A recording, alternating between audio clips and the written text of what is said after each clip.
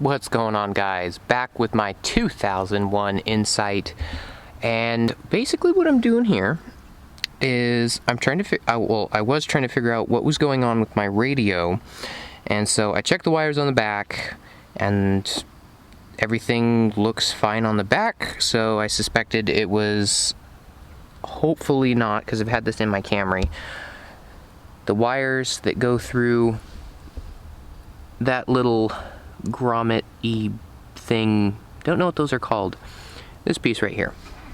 After opening and closing the door so many times, sometimes the wires get screwed up, but gladly that wasn't the problem. I took off the door panel, fixed the wires, and now the speakers, I learned that this aftermarket tweeter up there and aftermarket speakers down here, they're actually pretty nice, so I'm going to keep those in there. Fix that. I decided I was going to make a video to show you guys how to remove the door panels. So let's do this. Alright, so this isn't terribly hard. The hardest part I found was this little piece in here, just situating it after you're trying to get the door off and then back on. This little piece can be kind of a pain. So the first thing we need to do is take out the Phillips screw that's hiding behind this little plastic flap. Just get a flathead screwdriver and pop that open. There it is. I have it opened up. It opens up towards the front of the car. It's like a little door. That opens up, and then you've got the Phillips head right in behind it. Next up, we have these two trim pieces that cover the door handle. You can see it's kind of separated out. Just a little cap that pops on there. Now, these are a little bit harder to get out. I have a trim tool. I've got this one, and I also have another one to try to not to screw this up, since this is kind of soft and easily scratched. So I'm going to pry up from the back on this side, and then hopefully I can pop the whole thing off. And then under here is the best way to get under this one, and try to pry this off the best you can without breaking it. It's a little hard, but I didn't break the other side, so. Alright, so here is the bottom piece. This is the piece of trim that came off of it. Here is the back side, just for reference if you guys do want to see it. There's a big main clip up there. So if you can pop it off from the top, it makes it a lot easier. And the top piece looks pretty much the same. That's the way that one went on. Flip it around. Okay, so I removed both the Phillips heads from inside there, and the last one you need to get that is not the clips, or else you'll snap the door off. There are screws behind here. They go around your actual speaker. So the first thing we need to do is take this grill off. There is a little notch down here. Put something in there and pop this thing off. It's just held in by clips. And here's the grill. Just some clips in there. Just to let you guys know, there is a long one up top. So when you do put it back in, this one needs to go first. So when you pop it off down there, the other one will pop out, then down, boom, things out. Really easy. So here's the speaker that I currently have installed. It's like a infinity speaker, but you're gonna notice that, I don't know if your guys is like this, but these little screws around here are the ones that keep the speaker in place. The ones that keep the door in place are the ones that are here in these grooves. So we have one here, and one down here. In these grooves, there should be Phillips heads. My side only had two. Maybe I'm missing one, I don't know. But check in each one of those and take those screws out. Alright, now all of the screws are removed. All the ones, again, I only had two over there, two there, and the one inside there. Now, this whole door panel can come off. Also, if you need to, as far as I know, you can take this off without taking the door panel off. If you can probably get something in there. I don't want to do that right now because I'm not 100% on that. So I usually start around the sides or wherever I can get my fingers under there and just pop around the bottom, because that's where all the clips are.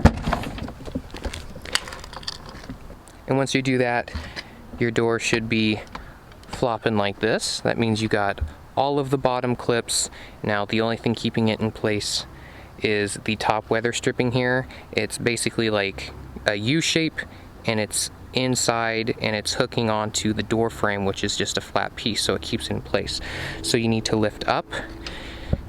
It might be a little difficult here. There we go. Lifting up on that will get it out. And I'm gonna sit down and show you guys. you can lift up on it and it'll come out, but you have to make sure that this piece also comes out. So there's a little bit of maneuvering that you have to do in order to get this out. There we go. So this whole bezel piece comes off, and right behind here there's a piece of metal that comes out like this just to keep this whole thing flush in line. So make sure you get this side first and then you can start maneuvering it around. As long as you get it out enough like this, you should be able to get the door panel off, and then once the door panel's off, you can get this kind of tilted in and then through the hole that's made through here. Alright, so you can pop this thing off before the rest of the door panel. So there you go, that's off. That makes it a little bit easier.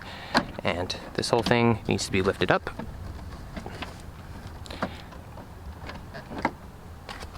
It's really hard to do with one hand.